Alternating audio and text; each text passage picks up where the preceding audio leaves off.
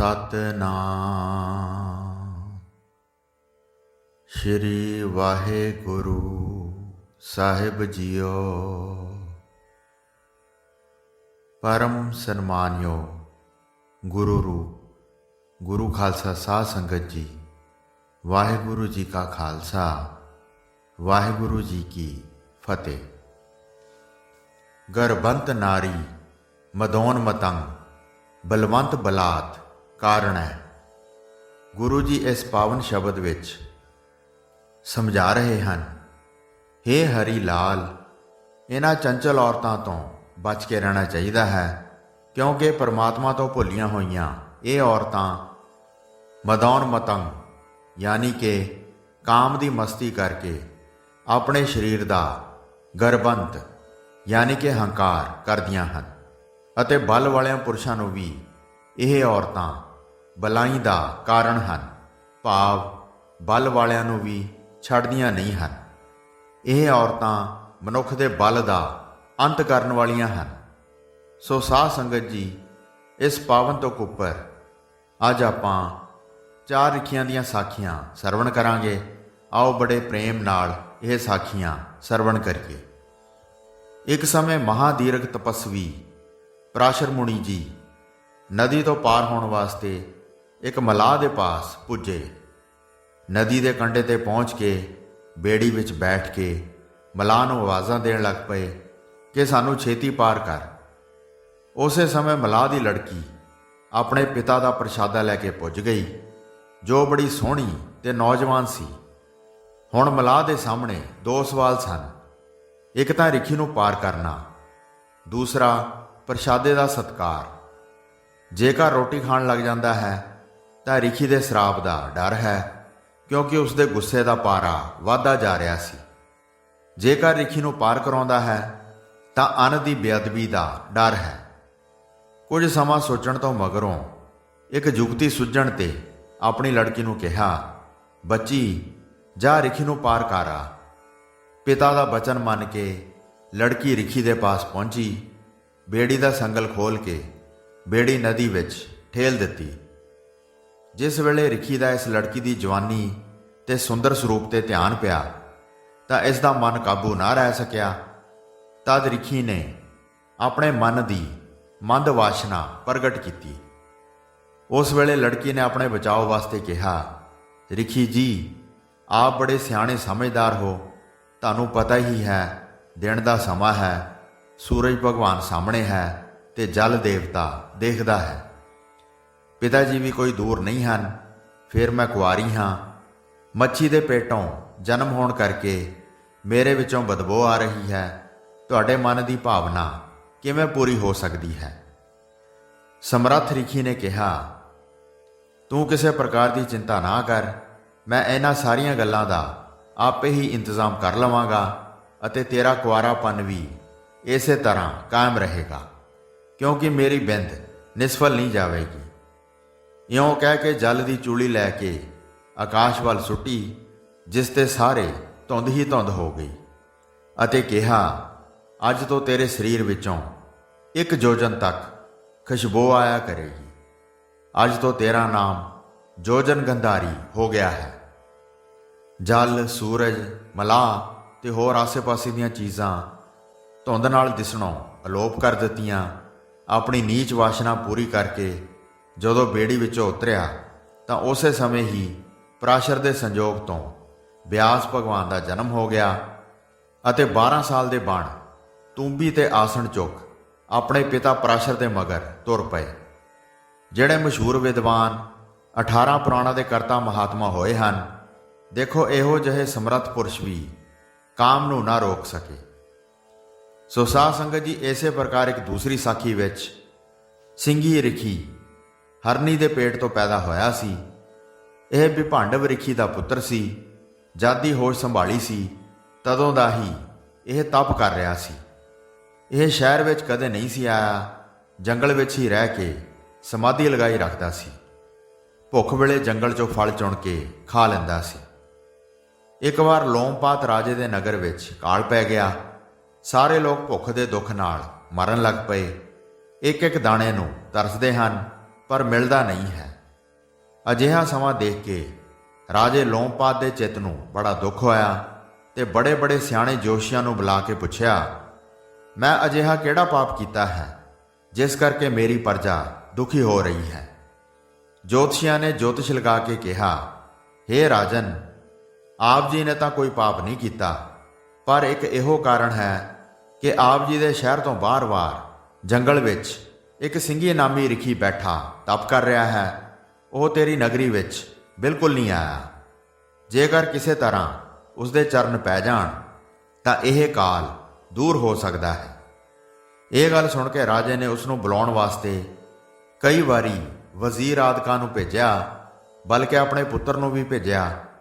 ਫਿਰ ਰਾਜਾ ਲੋਮਪਾਤ ਨੇ ਆਪ ਵੀ ਆ ਕੇ ਚਰਨ ਫੜ ਕੇ ਮਿੰਨਤਾਂ ਕੀਤੀਆਂ, ਪਰ ਸਿੰਘੀ ਰਿਖੀ ਨਾ ਮੰਨਿਆ। ਅਖੀਰ ਰਾਜੇ ਨੇ ਸਾਰੇ ਸ਼ਹਿਰ ਵਿੱਚ ਡੋਂਡੀ ਪਿਟਵਾਈ ਕਿ ਜੋ ਵੀ ਸਿੰਘੀ ਰਿਖੀ ਨੂੰ ਸ਼ਹਿਰ ਵਿੱਚ ਲਿਆਵੇਗਾ ਉਸ ਨੂੰ ਅੱਧਾ ਰਾਜ ਦਿੱਤਾ ਜਾਵੇਗਾ। ਇਹ ਗੱਲ ਇੱਕ ਵੇਸਵਾ ਨੇ ਵੀ ਸੁਣ ਲਈ।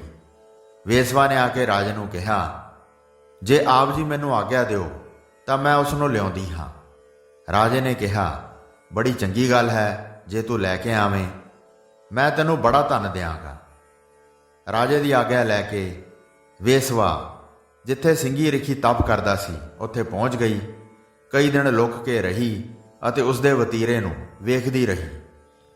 ਜਿਨ੍ਹਾਂ ਬ੍ਰਿਛਾਂ ਨਾਲੋਂ ਫਲ ਤੋੜ ਕੇ ਖਾਂਦਾ ਸੀ, ਉਹਨਾਂ ਹੀ ਟਾਹਣੀਆਂ ਨਾਲ ਵੇਸਵਾ ਨੇ ਚੰਗੇ ਚੰਗੇ ਪਕਵਾਨ ਲਗਾ ਦਿੱਤੇ।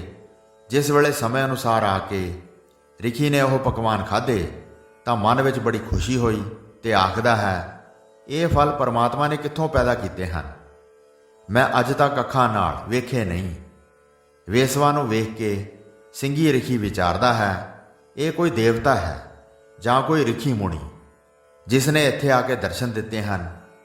ਸਿੰਘੀ ਰਿਖੀ ਨੂੰ ਇਹ ਬਿਲਕੁਲ ਨਹੀਂ ਪਤਾ ਹੈ ਕਿ ਇਹ ਵੇਸਵਾ ਹੈ ਕਿ ਇਸਤਰੀ ਹੈ, ਕਿਉਂਕਿ ਅੱਜ ਤੱਕ ਇਹ ਕਦੇ ਸ਼ਹਿਰ ਵਿੱਚ ਗਿਆ ਹੀ ਨਹੀਂ ਸੀ। ਨਾ ਹੀ ਇਸ ਨੂੰ ਪਤਾ ਸੀ ਕਿ ਇਸਤਰੀ ਕੀ ਚੀਜ਼ ਹੁੰਦੀ ਹੈ ਤੇ ਕਿਸ ਲਈ ਪਰਮਾਤਮਾ ਨੇ ਪੈਦਾ ਕੀਤੀ ਹੈ। ਇਸ ਨੇ ਉਸ ਨੂੰ ਮੁਨੀ ਸਮਝ ਕੇ ਜਾ ਕੇ ਪ੍ਰਣਾਮ ਕੀਤੀ। ਉਸੇ ਵੇਲੇ ਵੇਸਵਾ ਨੇ ਆਪਣੇ ਨੇਤਰਾਂ ਦੀ ਚੰਚਲਤਾ ਨਾਲ ਅਤੇ ਕਈ ਤਰ੍ਹਾਂ ਦੇ ਹਾਵ ਭਾਵ ਕਰਕੇ ਸਿੰਘੀ ਰਿਖੀ ਦੇ ਮਨ ਨੂੰ ਚੁਰਾ ਲਿਆ। ਉਸਦੇ ਸਿਰ ਦੀਆਂ ਜੜਾਵਾਂ ਉਤਾਰ ਕੇ ਸਿਰ ਤੇ ਪੱਗ ਬਣਾ ਦਿੱਤੀ, ਬਲਕਿ ਆਪਣਾ ਪਤੀ ਬਣਾ ਕੇ ਉਸ ਨੂੰ ਸਾਧੂ ਤੋਂ ਗ੍ਰਸਤੀ ਕਰ ਲਿਆ। ਜਿਸ ਵੇਲੇ ਵੇਸਵਾ ਰਿਖੀ ਨੂੰ ਨਾਲ ਲੈ ਕੇ ਸ਼ਹਿਰ ਵੱਲ ਆਈ ਤਾਂ 7 ਲੜਕੀਆਂ ਅੱਗੇ ਤੋਰੀਆਂ। 3 ਪੁੱਤਰ ਵੇਸਵਾ ਨੇ ਚੁੱਕੇ ਤੇ 3 ਹੀ ਪੁੱਤਰ ਰਿਖੀ ਨੇ ਚੁੱਕੇ। ਸ਼ਹਿਰ ਵਿੱਚ ਆਉਂਦਿਆਂ ਸਾਰ ਹੀ ਰਿਖੀ ਜੀ ਦੇ ਚਰਨ ਪੈਣ ਨਾਲ ਬੜੀ ਭਾਰੀ ਵਰਖਾ ਹੋਈ ਤੇ ਕਾਲ ਦੂਰ ਹੋ ਗਿਆ ਤੇ ਸਾਰੇ ਹੀ ਸੁਕਾਲ ਹੋ ਗਿਆ। ਇਹ ਤਾਂ ਉਸ ਦੀ ਤਪੱਸਿਆ ਦਾ ਫਲ ਹੈ, ਜਿਸ ਦੇ ਚਰਨ ਪੈਣ ਨਾਲ ਵਰਖਾ ਨਾਲ ਸਾਰੇ ਸੁਕਾਲ ਹੋ ਗਿਆ ਹੈ।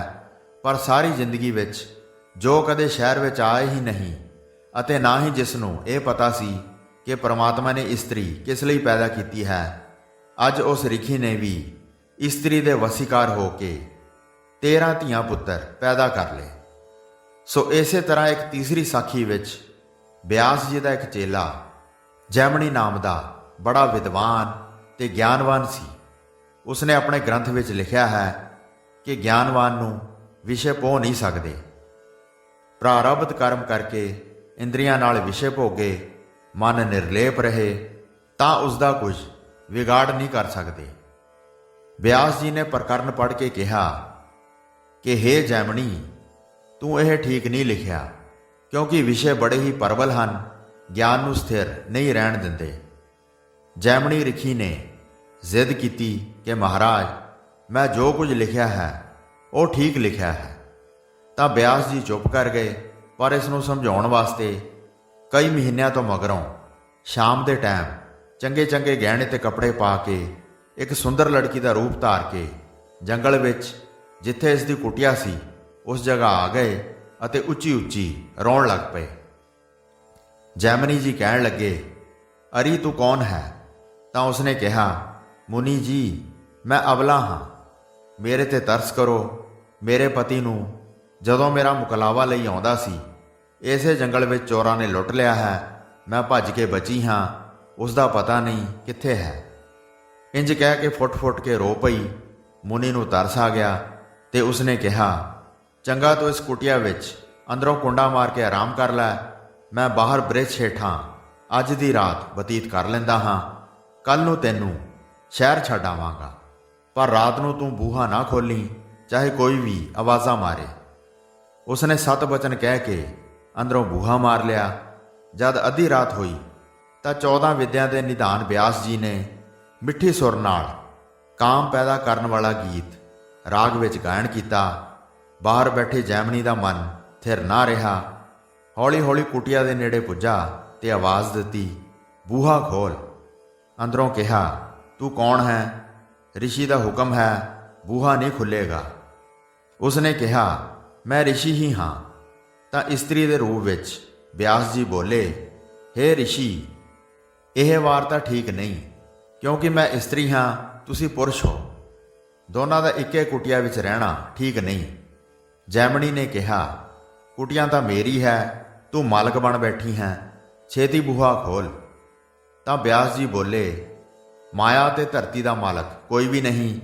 ਫਕੀਰ ਬਣ ਕੇ ਝੂਠਾ ਦਾਵਾ ਕਰਦੇ ਹੋ ਅਤੇ ਤੁਸੀਂ ਮੈਨੂੰ ਵਚਨ ਦੇ ਚੁੱਕੇ ਹੋ, ਹੁਣ ਬੂਹਾ ਨਹੀਂ ਖੁੱਲੇਗਾ। ਤਾਂ ਉਸੇ ਵੇਲੇ ਜੈਮਨੀ ਰਿਖੀ ਦਾ ਮਨ ਕਾਬੂ ਨਹੀਂ ਸੀ। ਅਖੀਰ ਜਦ ਆਵਾਜ਼ਾਂ ਮਾਰ-ਮਾਰ ਕੇ ਥੱਕ ਗਿਆ ਤੇ ਬੂਹਾ ਨਾ ਖੋਲਿਆ ਤਾਂ ਉਸ ਕੁਟਿਆ ਦੀ ਛੱਤ ਪਾੜ ਕੇ ਜਦ ਹੇਠਾਂ ਉਤਰਿਆ ਤਾਂ ਅੱਗੋਂ ਜਟਾ ਜੂਠ ਹੋਏ ਬਿਆਸ ਭਗਵਾਨ ਜੀ ਬੈਠੇ ਦੇਖੇ ਤਾਂ ਬੜੀ ਸ਼ਰਮ ਆਈ ਤੇ ਚਰਨਾਂ ਤੇ ਡਿੱਗ ਪਿਆ। ਬਿਆਸ ਜੀ ਨੇ ਕਿਹਾ, ਬੱਚੂ, ਮੈਂ ਤੈਨੂੰ ਕਿਹਾ ਸੀ ਕਿ ਵਿਸ਼ੇ ਬੜੇ ਪ੍ਰਬਲ ਹਨ, ਪਰ ਤੂੰ ਮੇਰਾ ਕਿਹਾ ਬਚਨ ਨਹੀਂ ਮੰਨਿਆ ਸੀ। ਹੁਣ ਦੱਸ, ਵਿਸ਼ੇ ਪ੍ਰਬਲ ਹਨ ਕਿ ਨਹੀਂ? ਜੈਮਨੀ ਨੇ ਕਿਹਾ, ਜੋ ਕੁਝ ਆਪ ਜੀ ਨੇ ਕਿਹਾ ਸੀ ਠੀਕ ਹੈ। ਸੱਚਮੁੱਚ ਵਿਸ਼ੇ ਬਹੁਤ ਪ੍ਰਬਲ ਹਨ, ਇਹ ਕਿਸੇ ਨੂੰ ਵੀ ਨਹੀਂ ਛੱਡਦੇ। ਹੁਣ ਮੈਨੂੰ ਮਾਫ ਕਰ ਦਿਓ ਤੇ ਆਪਣੀ ਚਰਨੀ ਲਾਈ ਰੱਖੋ। ਸੋ ਸਾਧ ਸੰਗਤ ਜੀ, ਇਸੇ ਪ੍ਰਕਾਰ ਇੱਕ ਚੌਥੀ ਸਾਖੀ ਹੈ। ਉਹ ਇਸ ਪ੍ਰਕਾਰ ਹੈ। ਇੱਕ ਸਮੇਂ ਨਾਰਦ ਮੁਨੀ ਜੀ ਤਪੱਸਿਆ ਵਿੱਚ ਲੀਨ ਹੋਏ ਹਰੀ ਸਿਮਰਨ ਕਰ ਰਹੇ ਸਨ। ਤਾਂ ਉਸ ਸਮੇਂ ਕਾਮਦੇਵ ਬਾਲਕ ਰੂਪ ਧਾਰ ਕੇ ਆਪਣੇ ਹਾਵ ਭਾਵ ਦੁਆਰਾ ਮੁਨੀ ਜੀ ਨੂੰ ਭਰਮਾਉਣ ਲੱਗਾ, ਪਰ ਨਾਰਦ ਜੀ ਉੱਤੇ ਉਸ ਦਾ ਕੋਈ ਅਸਰ ਨਾ ਹੋਇਆ। ਅਖੀਰ ਹਾਰ ਕੇ ਚਲਾ ਗਿਆ। ਨਾਰਦ ਮੁਨੀ ਦੇ ਮਨ ਵਿੱਚ ਬੜਾ ਮਾਣ ਹੋ ਗਿਆ ਕਿ ਅੱਜ ਮੈਂ ਉਸ ਕਾਮਦੇਵ ਨੂੰ ਕਾਬੂ ਕਰ ਲਿਆ ਹੈ, ਜਿਸ ਪਾਸੋਂ ਮੇਰਾ ਪਿਤਾ ਬ੍ਰਹਮਾ ਅਤੇ ਸ਼ਿਵ ਜੀ ਵਿਸ਼ਨੂੰ ਆਦਿ ਵੀ ਨਹੀਂ ਬਚ ਸਕੇ। ਖੁਸ਼ੀ-ਖੁਸ਼ੀ ਬ੍ਰਹਮਾ ਜੀ ਪਾਸ ਪੁੱਜਾ ਤੇ ਆਪਣੇ ਮਨ ਦੀ ਗੱਲ ਸੁਣਾਈ ਕਿ ਮੈਂ ਅੱਜ ਕਾਮਦੇਵ ਨੂੰ ਜਿੱਤ ਲਿਆ ਹੈ। ਬ੍ਰਹਮਾ ਜੀ ਕਾਮ ਦੀ ਤਾਕਤ ਨੂੰ ਚੰਗੀ ਤਰ੍ਹਾਂ ਜਾਣਦੇ ਸਨ। ਇਸ ਤੇ ਇਸ ਨੂੰ ਬੜਾ ਸਮਝਾਇਆ ਕਿ ਕਾਮਦੇਵ ਬੜਾ ਪ੍ਰਬਲ ਹੈ, ਇਸ ਨੂੰ ਜਿੱਤਣਾ ਕੋਈ ਸੌਖਾ ਨਹੀਂ। ਪਰ ਨਾਰਦ ਮੁਨੀ ਨੇ ਬੜੀ ਜ਼ਿੱਦ ਕੀਤੀ ਤੇ ਪੁੱਤਰ ਹੋਣ ਦੇ ਨਾਤੇ ਵਿੱਚ ਬ੍ਰਹਮਾ ਦੀ ਕੋਈ ਗੱਲ ਨਾ ਮੰਨੀ। ਆਖਰ ਬ੍ਰਹਮਾ ਜੀ ਨੇ ਕਿਹਾ, ਪੁੱਤਰ, ਮੇਰੇ ਪਾਸ ਤਾਂ ਤੂੰ ਇਹ ਗੱਲ ਆਖ ਲਈ ਹੈ, ਪਰ ਸ਼ਿਵ ਜੀ ਕੋਲ ਨਾ ਕਹੀਂ। ਬ੍ਰਹਮਾ ਜੀ ਪਾਸੋਂ ਵਿਦਾ ਹੋ ਕੇ ਨਾਰਦ ਮੁਨੀ ਜੀ ਸ਼ਿਵ ਜੀ ਦੇ ਪਾਸ ਚਲੇ ਗਏ।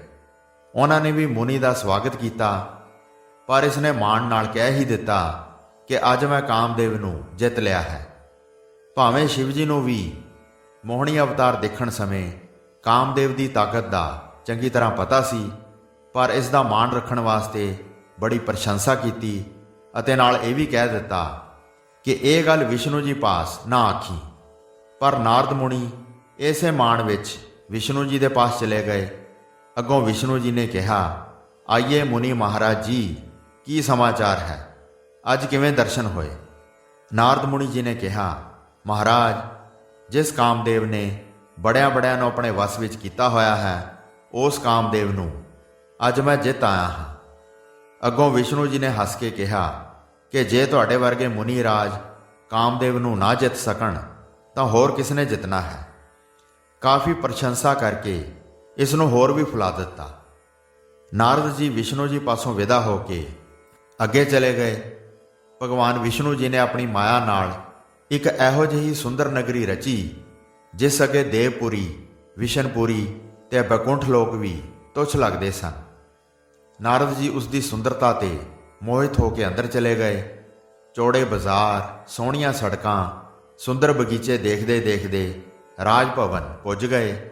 ਰਿਖੀ ਜਾਣ ਕੇ ਰਾਜੇ ਨੇ ਬੜਾ ਆਦਰ ਕੀਤਾ ਅਤੇ ਰਾਜ ਮਹਿਲਾਂ ਵਿੱਚ ਲਿਜਾ ਕੇ ਰਾਜ ਕੰਨਿਆ ਦਾ ਹੱਥ ਅੱਗੇ ਕਰਕੇ ਕਿਹਾ, ਮਹਾਰਾਜ, ਇਸ ਦੀ ਰੇਖਾ ਦੇਖੋ, ਕਿਹੋ ਜਿਹੀ ਹੈ, ਕਿਉਂਕਿ ਪਰਸੋਂ ਇਸ ਦੇ ਸੋਮਵਾਰ ਦਾ ਦਿਨ ਨਿਯਤ ਕੀਤਾ ਗਿਆ ਹੈ। ਸੋ ਆਪ ਦੱਸੋ, ਇਸ ਦਾ ਸੰਜੋਗ ਕਿਹੋ ਜਿਹੇ ਰਾਜਕੁਮਾਰ ਨਾਲ ਹੋਵੇਗਾ। ਜਦ ਨਾਰਦ ਮੁਨੀ ਜੀ ਨੇ ਰਾਜਕੁਮਾਰੀ ਦਾ ਹੱਥ ਆਪਣੇ ਹੱਥ ਵਿੱਚ ਫੜ ਕੇ ਦੇਖਿਆ ਤਾਂ ਰਿਖੀ ਜੀ ਆਪਣੇ ਮਨ ਨੂੰ ਕਾਬੂ ਵਿੱਚ ਨਾ ਰੱਖ ਸਕੇ। ਸੋਚਣ ਲੱਗੇ ਕਿ ਇਸ ਨਾਲ ਮੈਂ ਆਪ ਹੀ ਵਿਆਹ ਕਰ ਲਵਾਂ ਤਾਂ ਚੰਗਾ ਹੈ। ਹੱਥ ਰੇਖਾ ਵੇਖ ਕੇ ਨਾਰਦ ਜੀ ਨੇ ਕਿਹਾ, ਇਸ ਦਾ ਪਤੀ ਵਿਸ਼ਨੂੰ ਹੋਵੇਗਾ। ਰਾਜੇ ਨੂੰ ਸੁਣ ਕੇ ਬੜੀ ਪ੍ਰਸੰਨਤਾ ਹੋਈ। ਫਿਰ ਨਾਰਦ ਜੀ ਉੱਥੋਂ ਚੱਲ ਕੇ ਆਪਣਾ ਵਿਸ਼ਨੂੰ ਸਰੂਪ ਬਣਾਉਣ ਲਈ ਸਿੱਧੇ ਵਿਸ਼ਨੂੰ ਜੀ ਦੇ ਪਾਸ ਪੁੱਜੇ।